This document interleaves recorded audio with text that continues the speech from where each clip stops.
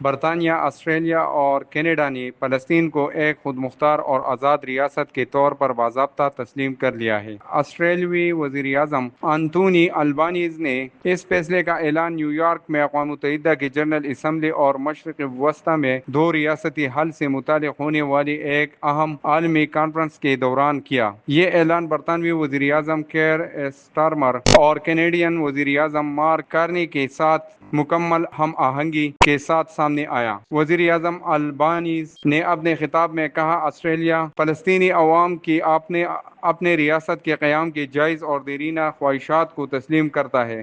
یہ اقدام ہمارے دو ریاستی حل کے اصولی موقف کی تائید ہے۔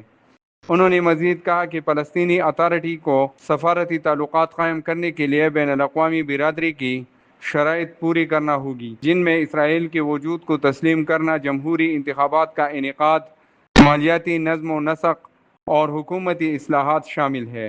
برطانوی اور کینیڈین قیادت نے بھی اسی موقف کی تائید کرتے ہوئے کہا کہ فلسطین کو ریاست تسلیم کرنا امن کی طرف ایک مثبت قدم ہے اور مشرق وسطی میں پائیدار استحکام کے لیے ناگزیر ہے۔